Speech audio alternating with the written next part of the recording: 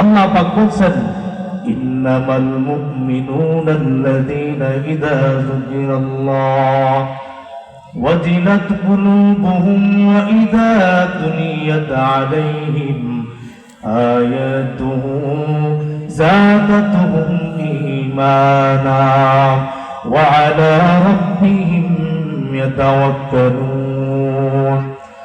আল্লাহ পাক বলেন, এই দুনিয়ার ঈমানদার, তোমাদের নামগুলোকে যদি মুমিনের খাতায় লাগাইতে পারো, হে দুনিয়ার ঈমানদার, আমরা আল্লাহ পাক তোমাদের নাম আমি আল্লাহ তাআলা মুমিনের খাতায় লেখার জন্য 5টা শর্ত দিলাম।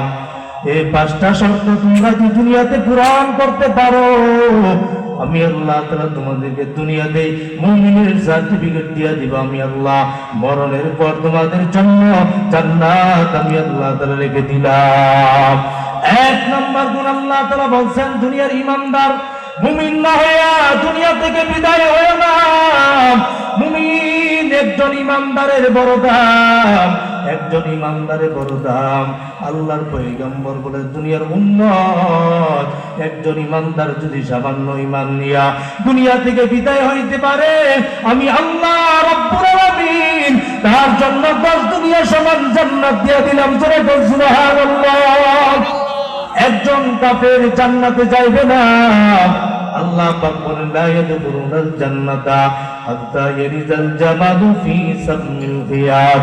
সুয়ের ছিদ্র দিয়ে যতক্ষণ পর্যন্ত একটা উট প্রবেশ না করবে, একটা বেঈমান কোনদিন জান্নাতে যাবে না। তার মানে হলো বেঈমান কোনদিন জান্নাত যাবে না। আর আল্লাহ পাক একজন সামান্য মুমিনকে আল্লাহ পাক 10 দুনিয়া সমান জান্নাত আল্লাহ পাক দিয়ে দিবেন। জোরে বল সুবহানাল্লাহ।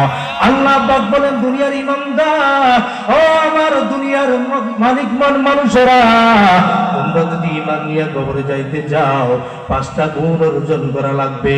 1 নাম্বার, ইযা যুকিরাল্লাহ ওয়াজিলাত কুলুবুহুম। আমি আল্লাহ তাআলার নাম যখন তোমাদের সামনে উচ্চারণ করা হবে, মালিকের নাম শোনার পর মুমিন তোমাদের অন্তরের ভিতরে জালজালা সৃষ্টি হয়ে যাবে। মুমিন তুমি নিজেকে ঠিক রাখতে পারবে না। আমি আল্লাহ তাআলার নাম শোনার পর বান্দা তুমি গুনাহ করবে না। কারণ যে বান্দার মুমিন হবে, যে বান্দার নাম মুমিন, ওই বান্দা গুনাহ করতে পারবে না। আর গুনাহ করার পর যখন মালিকের নাম স্মরণ হবে, আল্লাহ আমার সামনে আছে, আসমানে একজন মালিক আছে, তার নাম মনে আল্লাহ, আল্লাহ আমাকে দেখতেছে, এই ভয় নিয়ে বান্দা গুনাহ থেকে বান্দা বিরত থাকবে। আল্লাহ পাক বলে, এই গুণটা যদি তুমি অর্জন করতে পারো, তোমার নাম মুমিন, মরণের পর আমি আল্লাহ তাআলা তোমার জন্য জান্নাত দিয়ে দেব। সূরা সুবহানাল্লাহ। আর কে দারাত হৌফে হক দরদিনদা জান্নাতুল মাওয়াদ হক উরা মাকাম জুজবা হাগজি যে মাকাজ ইনসুজা ফজলে উআ বস্তেদার জুমলা জাহা। মুমিন একজন মুমিন কোনদিন গুনাহ করতে পারে না। আল্লাহ আমাকে দেখতেছে। মুমিন তুমি গুনাহ করার সময় আল্লাহর নাম যখন স্মরণ হয়, তুমি যদি ওই সময় গুনাহ থেকে বিরত থাকতে পারো, তোমার ভিতরে ঈমানের আলামত আছে। আল্লাহর পয়গম্বর বলেন যে মুমিন, একজন মুমিন যখন নামাজে দাঁড়ায়, যখন আল্লাহ তাআলার নাম স্মরণ করবে, আল্লাহর পয়গম্বর বলেন, আনতা আবুদুল্লাহ কাআন্নাকা তারাহু ফা ইন লাম তাকুন তারাহু ফাইন্নাহু ইয়ারাক।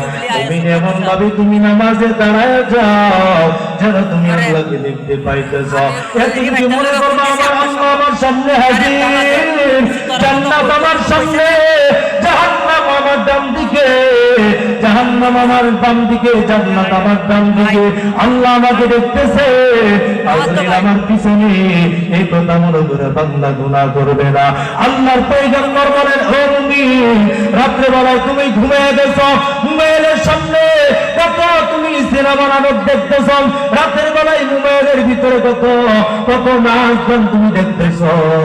এই সময় তোমার অন্তর ভিতরে যদি আল্লাহর নাম স্মরণ হয় আর নিজেকে যদি গুনাহ থেকে বিরত রাখতে পারো, আল্লাহ পাক বলে মুমিন তোমার নাম হলো মুমিন, তুমি একজন ইমানদার, আমি আল্লাহ তাআলা তোমাকে ইমানদার হিসেবে ঘোষণা করলাম। কারণ আল্লাহ পাক বলেন ইন্নামাল মুমিনুনা আল্লাযীনা ইযা যিকিরাল্লাহ ওয়াজিলাত কুলুবুহুম, মুমিনের সামনে যখন আমি আল্লাহ তাআলার নাম উচ্চারণ করা হয়, মুমিন আমি আল্লাহর নাম শোনার পর তার দিলটা কম্পন দিয়ে ওঠে, আর গুনাহ করতে পারে না, গুনার দিকে সামনে বান্দা আগাই না। আল্লাহর পয়গম্বর আম্মা জান আয়েশা সিদ্দিকা রাদিয়াল্লাহু তাআলার ঘরে হাজির হয়ে গেলাম। এই মুহূর্তে মসজিদে নববী থেকে বেলাল আযান দেয়, আল্লাহু আকবার, আল্লাহু আকবার। বেলালের আযান শোনার পর আল্লাহর পয়গম্বরের চেহারা যেন কেমন লাল হয়ে গেছে, হাত্তা ইহমার ওয়াজহু, আল্লাহর পয়গম্বর কেমন চেহারা লাল হয়ে গেছে, আল্লাহর পয়গম্বর কেমন জানি করতেছে। আম্মা জান আয়েশা সিদ্দিকা রাদিয়াল্লাহু তাআলা নাকে চিনে না। আম্মা জান আয়েশা বলেন, ইয়া রাসূলুল্লাহ আপনি এমন কেন করতেছেন? আমি কি আপনার সাথে বেয়াদবি করছি কিনা? আল্লাহর পয়গম্বর বলেন, আয়েশা